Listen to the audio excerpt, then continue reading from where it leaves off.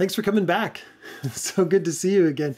What we want to do is connect with you, and I know that just watching that's not the only way. We want you to be seen as well. We want you to be engaged. So hit those comments right now and in that chat room on YouTube, and just let people know you're here and what's going on, and maybe even how we can pray for you. If it's a private thing, how we can pray for you, then just go and hit our connect page online. ICC has, we've got Issaquah.cc has got all sorts of places to give, connect, and care. You can register for our upcoming worship services that are in person. We'd love to invite you to our campus. If you've just been watching from a distance, come and join us some Sunday. We'd really love to introduce you to the family. But nevertheless, use this opportunity to get connected with us, as we definitely want to get connected with you. God is up to something in our region right now. We see just almost horrific levels of conversation and degrading, dehumanizing, demonizing conversation out there. And you know what? The church is meant for more than that. And so we invite you to come to a community where we put our focus on Jesus, where we put our attention on Jesus, where we look to him as the unifier, the one who can bring us through these moments of personal shame and national shame and global upheaval. Today, as we look at Esther chapter 2, we're going to see how God has a message for us in the midst of what would be pretty degrading situations for ourselves too. So I look forward to having you hang on with us. Let's just start by worshiping Jesus, and then let's get right into the message from Esther chapter 2. My good friend Hillary Lindstrom is going to be leading worship today. She's like a little sister to me, and I've known her for, 20 years. I pray that you're blessed, and ask that you just sing out with her.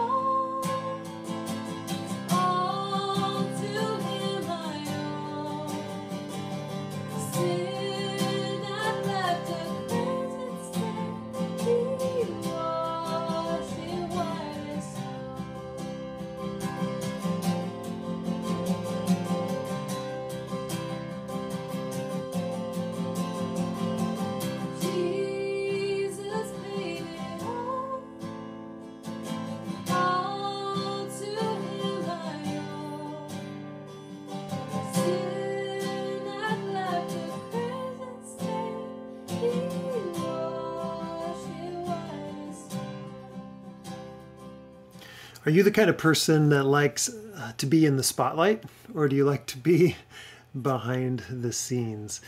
A lot of times those are the two options. And I would just want to say today, we don't all like the spotlight, but we were made to be seen. I want you to think back with me. Before life happened. And by that I mean We got a little cynical. We got guarded. Before life happened, you probably like to show off a little bit, right? A little bit? Think back with me. Your paintings, your poetry, your inventions, your sport, your skills, whatever they were, your dance, your song. But again, that was before life happened. Look at the person next to you and say, is that true? Did you ever like that? Did you ever have a painting you were proud of? Did you ever jump really high and want to show that off, or your jump roping skills or something like that? Did you ever? Well, yeah. But that was before life happened. Before the squeeze came, before we felt those pressures. But even still, we all like to get like an opportunity to get dressed up a little bit, right? Maybe not under the scrutiny of the red carpet, but dressing up for a date, or senior pictures, or the school dance, or a holiday ball, or a Christmas work party. Something besides your Zoom work pajamas, right? You and I want to be seen, to be taken seriously. That's actually just another way to say glory. We want glory. We want to be seen and taken seriously, like our life has some weight to it, that it matters. We want to be understood and enjoyed, to be known and to be loved. But for many of us, life went in another direction. And for some of us, that happened really early on, where your dreams were crushed. Your highest dreams now kind of lay on the carpet. For some of you, that was 2 years old, 3 years old. That was at the separation of parents. That was at that comment on the playground, or that was a conversation from an elder in your community, and it just flattened it out. Your glory, that weightiness, that significance was trampled. You tried your humor, and instead of being laughed with, you were laughed at. Maybe you tried something and failed so miserably, and maybe it was a moral failure, or maybe it wasn't. And you feel like, I'm just kind of wrapped now. Like so many spiders are doing right now in our backyards and down the street. We saw that the other day on our own deck. Spider grabbing one leg and wrapping it up and pinning it to the web, and then another, and then another. And that's the way your life has gone, maybe. Where your big dreams and your big hopes kind of just got slowly destroyed. Maybe it wasn't all at once. Maybe it was just a slow thing. But then we stay wrapped up by the restrictions that are placed on us by other people. When you lose the quest for glory, weightiness, significance, that's good. And we lose that quest for glory, and we call that humility. But really it's fear. Fear of being known. Fear of having hope. Fear of being so significant that you have to be relied upon. Maybe a fear of being found out. Hiding, though, isn't humility. It's a product of fear and shame. And we've got to go in another direction. We can't stay at the point where we're saying, well, you know what, God can't use me. I'm damaged goods. I can't be loved. People have treated me viciously, and apparently God has just stood by watching. Have you felt that? God, where were you when those things were said to me? Where were you when the damage was done? I've learned that in those moments where the damage was done, that Jesus was there, but that he was weeping. He was there and watching human cruelty. He was there and watching abuse of power. He was there and weeping with us. And I wonder if that's our mode right now. Because if you're asking questions like, how can I be of any worth and significance and value when God appears to overlook me right now? I feel on my own right now with all this stress and trouble I'm going through. You might hear, God works in mysterious ways. And some of you are not enjoying the mystery. Right? Can I get an amen? I'm not enjoying, write it in the chat, or write it in your comment section. I am not enjoying this mystery. Why is this happening to me? Why is this happening to us? God, what could you possibly be doing? And now, we're in a time of global upheaval, a national and personal upheaval. And God appears to be AWOL, absent without leave. But this isn't the first time this has happened. No. No, 2,500 years ago, let me set the context. It was last month in 480 BC, so 2,500 years ago, Xerxes, the king of Persia, brought his coalition, the coalition that was formed in that 180-day banquet we learned about in Esther chapter 1. He brings this coalition and goes to battle Greece, an attempt to conquer the empire and expand his own empire.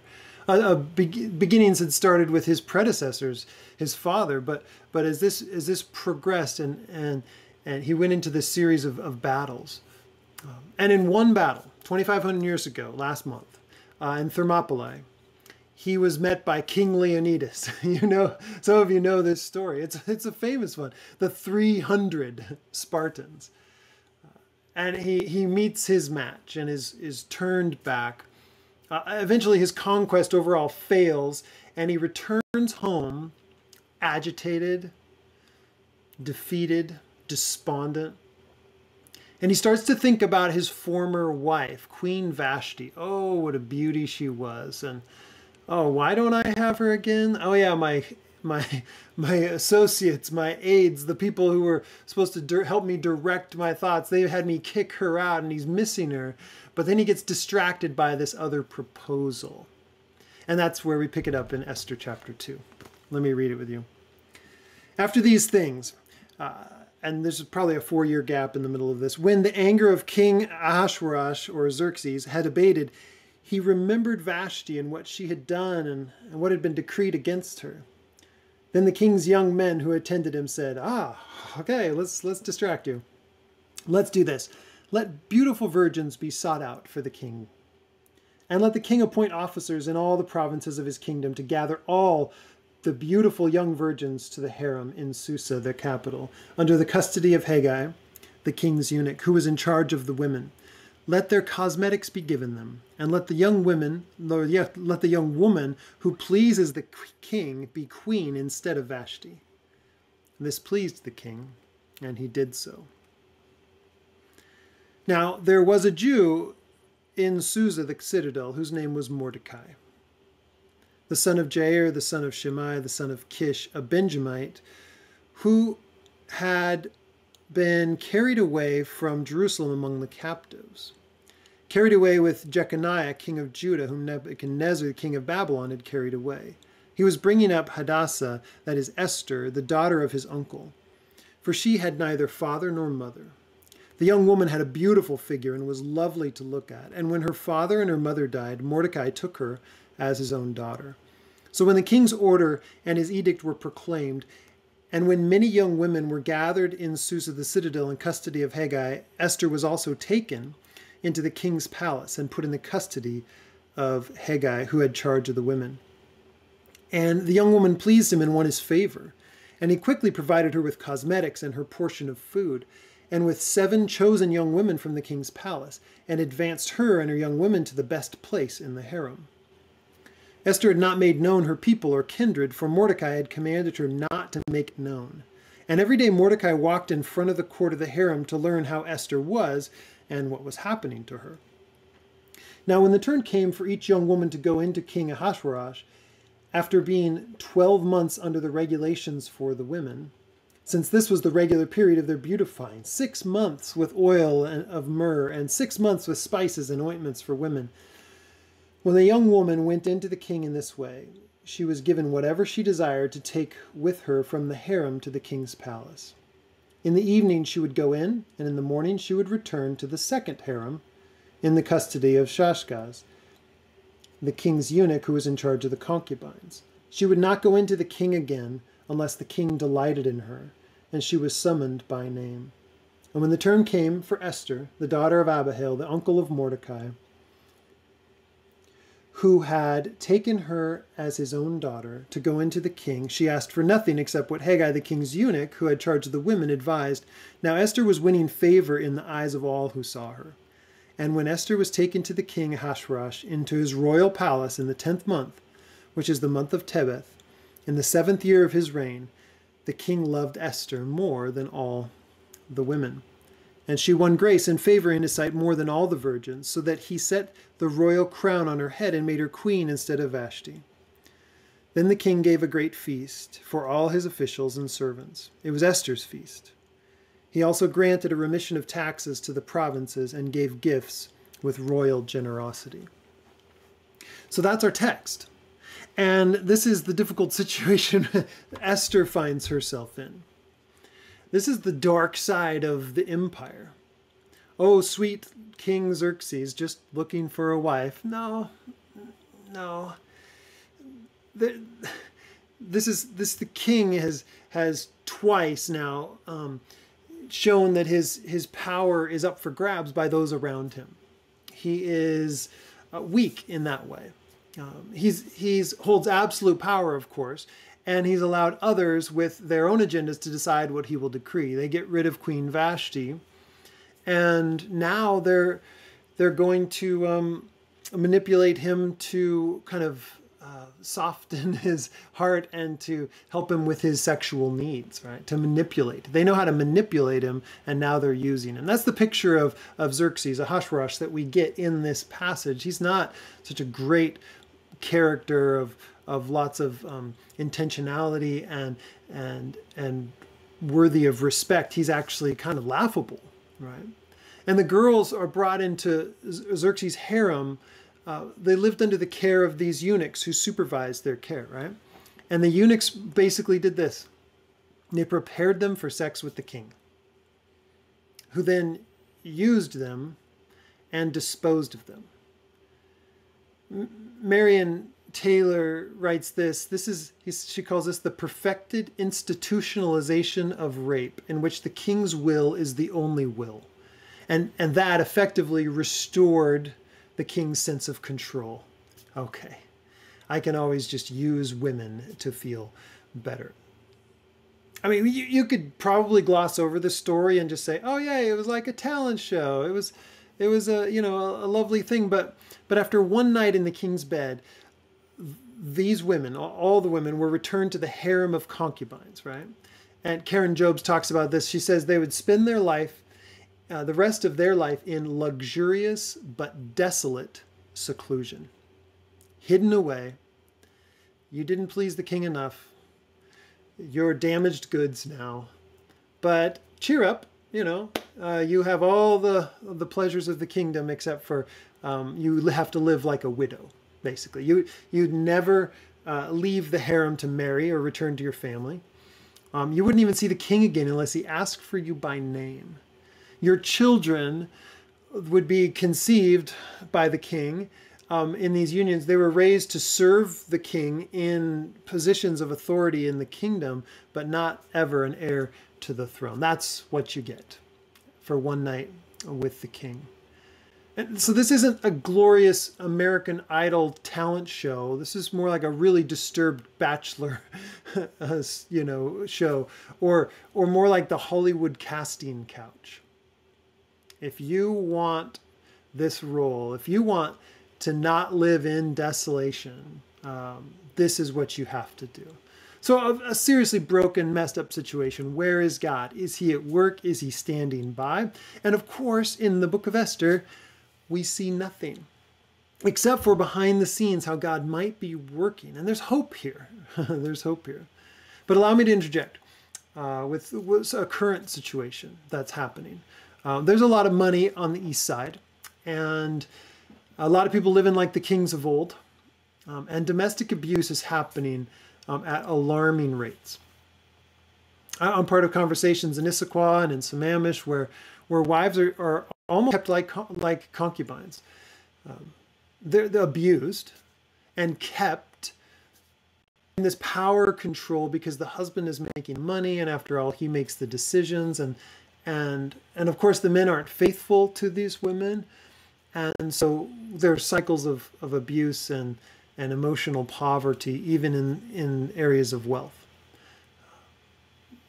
You might have an opportunity to be a listening ear to one of these people. Women of ICC, as you love your neighbor, you may get to be the listening ear.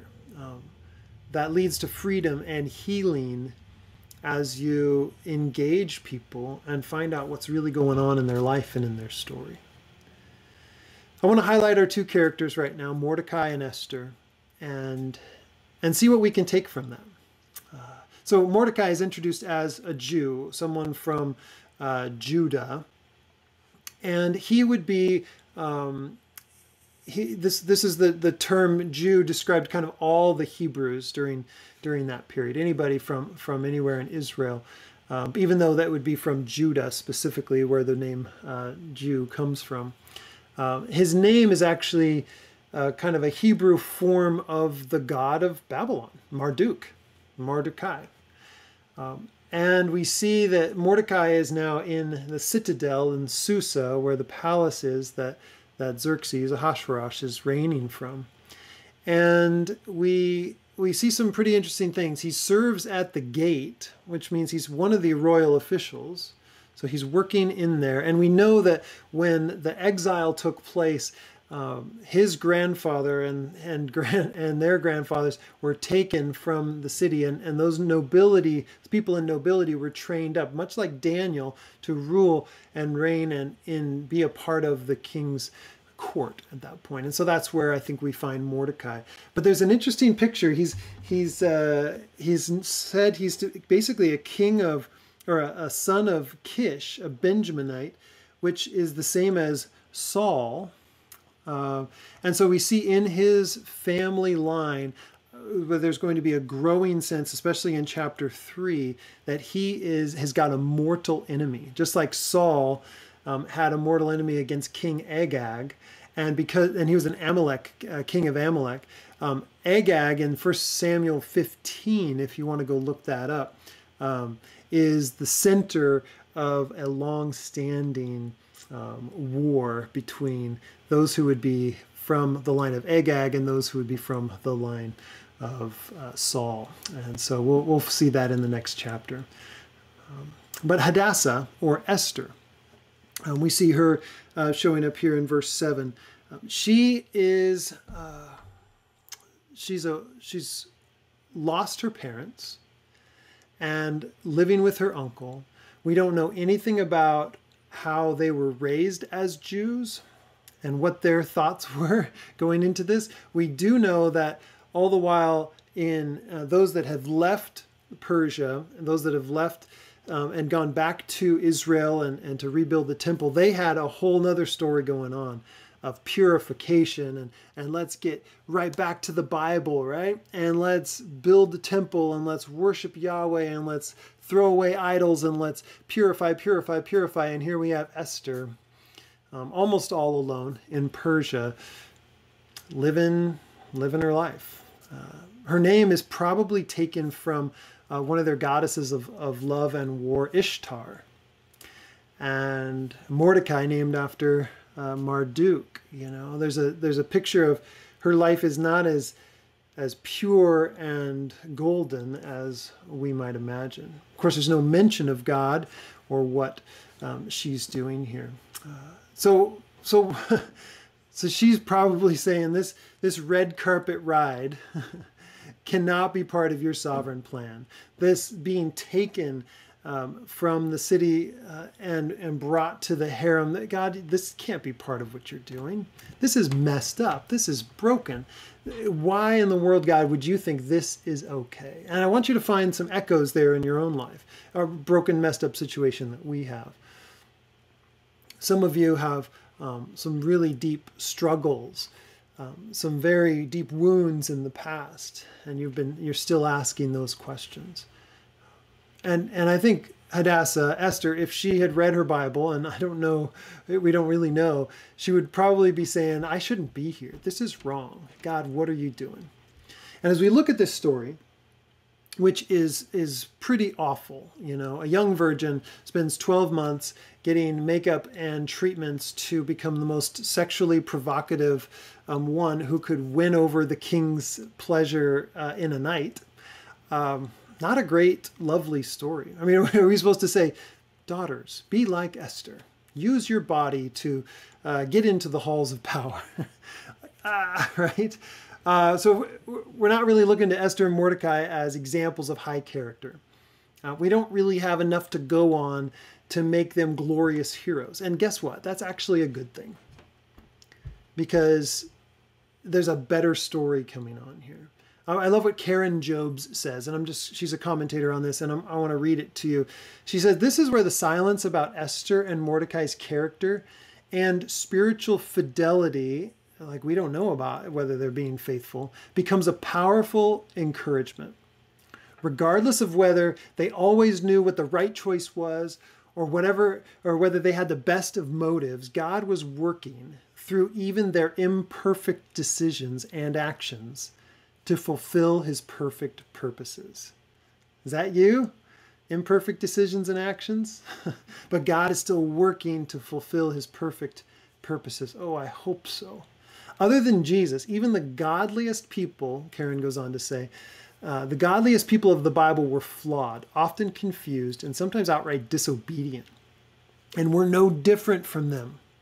Yet our gracious God omnipotently works his perfect plan through them, through us. And most surprisingly, even through powerful political structures that sometimes operate in evil ways. Yes, on the dark side of the empire, God is at work. Now, he may be upsetting the empire of the United States right now. He might be upsetting these halls of power in churches and in Hollywood and actually finance and big industry and everywhere in the last 10 years has suffered this major shaking, the housing industry, all these different things. God may be upsetting all these things, but he's at work. Do you want to join him in that? But you don't feel like you can? Because you're too flawed?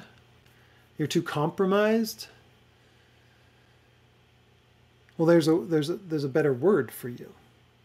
Karen Jobes talks about how we can't use Esther's behavior as a moral role model. She says, how would you use this episode from Esther's life to teach virtue to your teenage daughter? Because that's what Esther would have been, a teenager. As she stands on the threshold of womanhood, what message would she get?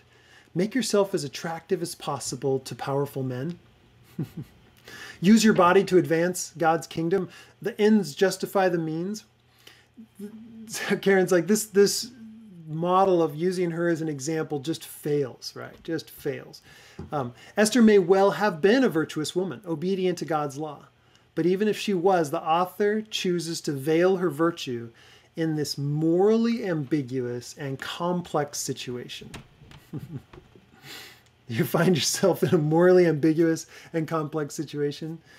She goes on to say, he does not allow us to come to simple answers when we consider Esther's life in light of Scripture.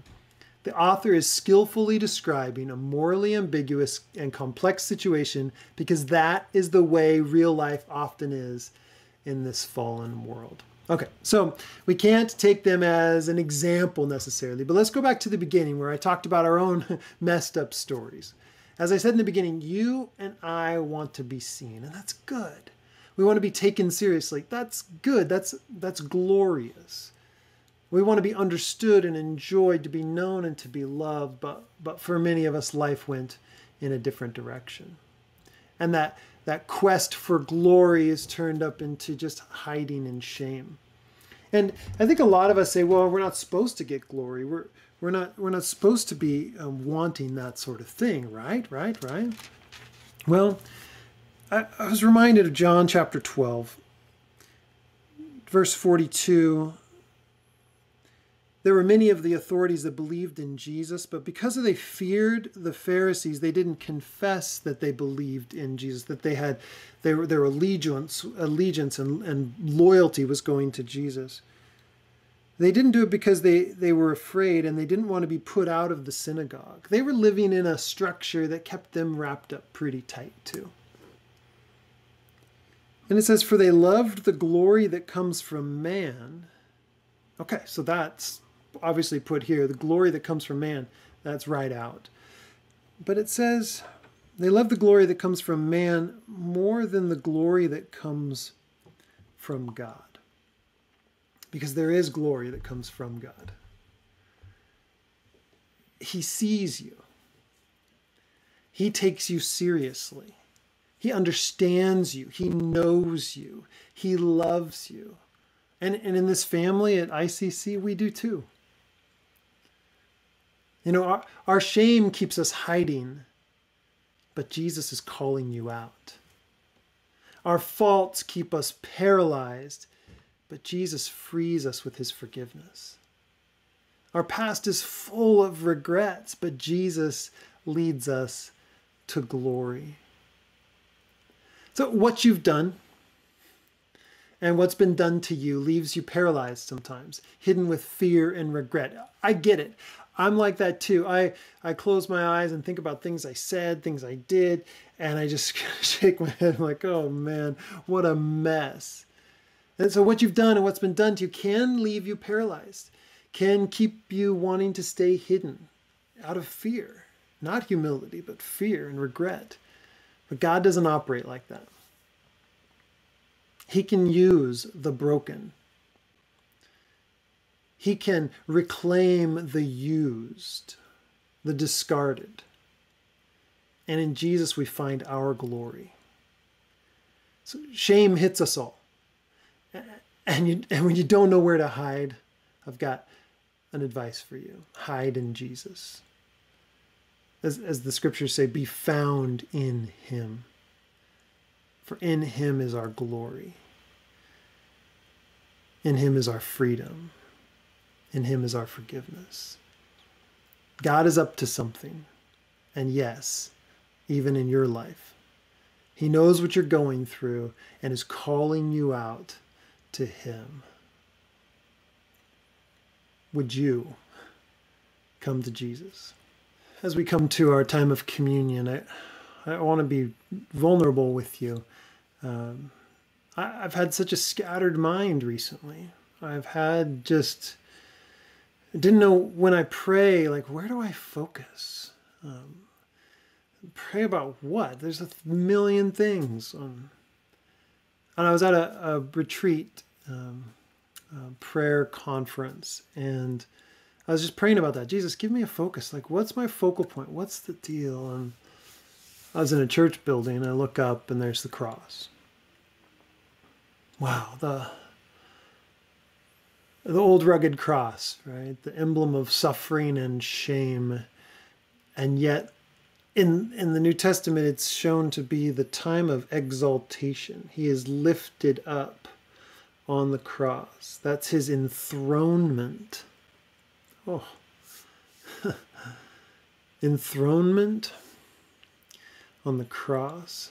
And as we think about what Jesus has done for us, he's taken our shame, right? Right? He's taken our shame. The things that have been done to us, the things that we've done, he's taken our shame. He bore all that weight to the cross. That's something to think about. That's something to ponder. That's something to focus on. His life of humility led to a cross of exaltation. And this blending of a humble king, this blending of an enthronement on a cross, bearing our shame, is worthy of our time and worthy of our attention, because he wants to lead us through that. But we must go through it. And so if you're feeling humbled, if you're feeling shamed, if you're feeling the need for forgiveness, you're in the right place, at the foot of the cross. He said, "This is my body broken for you. Do this in remembrance of me." And you've heard this before. It's his blood that cleanses us. It's what washes us. It's the purification that sprinkles on an otherwise mundane, profane altar, a temple space. It actually purifies it. And so now we can live in purity before God. So when we take this cup, he said, "This is a covenant in my blood." And this is what removes our shame. So today you can be found in him. Oh, Jesus, we drink to you. We want to be found in you, to find the glory that you meant for us. You meant for humanity, to find it in you. Oh, Jesus, at the cross we find our life. In sacrifice we find our freedom, and we worship you. You are worthy, worthy, worthy, the Lamb that was slain, worthy to receive honor and glory, and we worship you.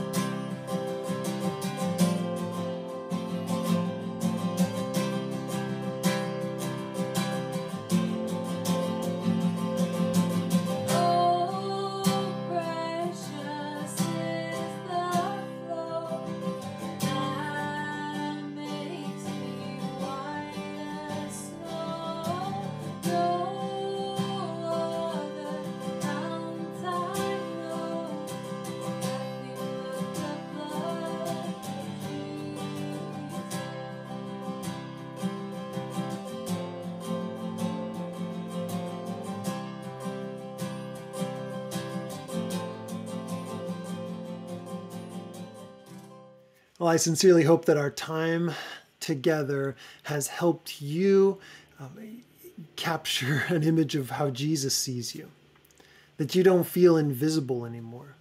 And again, we want you to reach out. We don't want you to feel invisible. We don't want you to feel shamed and broken and hidden. We want to call you out too, because the family God is putting together at Issaquah Christian Church is growing in using its gifts and in speaking up for one another and caring for one another and reaching out to our community and meeting needs of broken people. It's really pretty fun and fascinating, and we need you. And so don't feel like you're used up or discarded. Join us. because God has a story to live through you, and he's excited about that, just as we are too. So may God richly bless you until we meet again. Maybe we could meet at an on-site service coming up. I'm hoping that if we can max out our service times, then we'll just do a second service and be able to connect with you that way too. May God richly bless you.